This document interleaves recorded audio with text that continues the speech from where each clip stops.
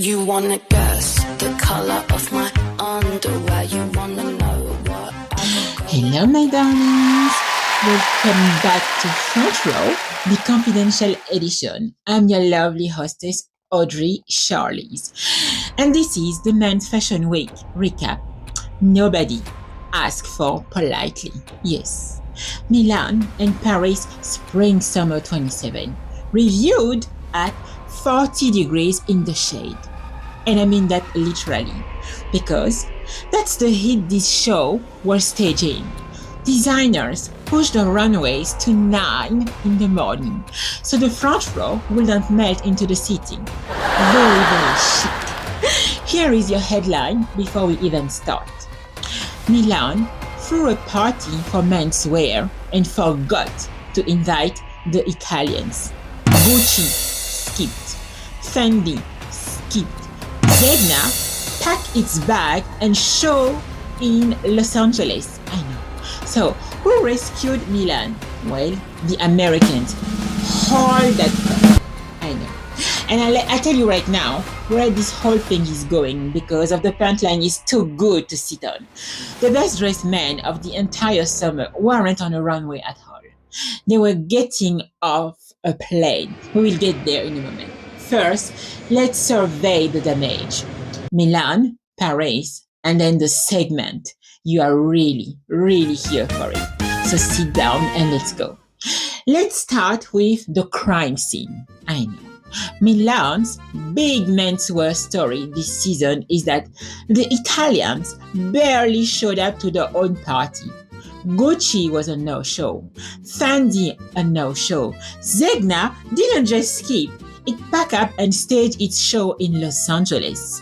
So the calendar that's supposed to be the beating heart of Italian menswear had a hole right in the middle of it. And the people who came to fill it were the American. Ralph Lauren doubled down because of course he did. Ralph has been quietly selling Americans an idea of Italian by way of Connecticut elegance for literally 50 years. And the real headline, Thom Browne made his first Milan show since 28. Beekeeper veils, the whole surreal Thom Browne circus dropped right into the middle of Milan Fashion Week, which is either a brilliant takeover or a small national embarrassment, depending on which passport you are holding, my love. Now, one bit I'm going to play completely straight, Armani. This was only the second show since his passing, and it deserved and got a different register entirely. You can be shady about the calendar all day long. You sit up straight for that one. Respect where it's owed. Let's go to Paris, my darling. Now, Paris, where the knives come out, because Paris handed us a genuine scandal. And I'm really serious. Farrell privatized the loan of the Cité Internationale Universitaire for the Louis Vuitton show, for Christ's sakes, a public space. Tore it up for a runway. It triggered protest and a petition with over 1,300,000 signatures. So while everyone's clapping in the front row, there is a crowd outside asking why a luxury house gets to fence up public grass for an evening.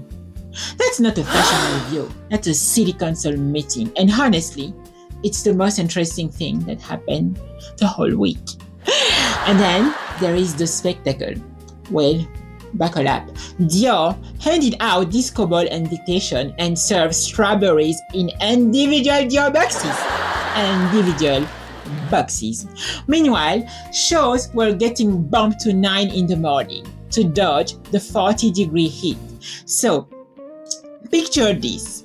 It's 9 a.m., it's already boiling, and someone is handing you a single strawberry in a branded packaging. At some point, you have to ask whether we came from the clothes or for the content. To be fair, I love, and I am, occasionally fair, Paris also gave us 3 real debuts worth actually watching. A new hand at Celine, a new hand at Givenchy, and Grace Wells Bonner at Hermes. That last one is the one I genuinely care about. So underneath the disco balls and the strawberries, there is a real reshuffle of who holds the pencil at 3 major houses. That part isn't noise, and that part's the actual story.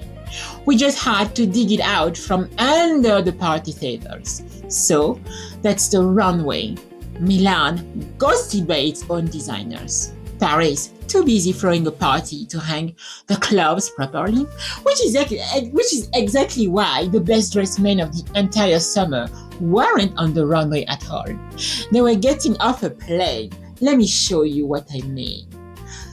Imagine the tunnel walk, because while runways were melting in Paris, the real menswear show of the summer was happening at an airport.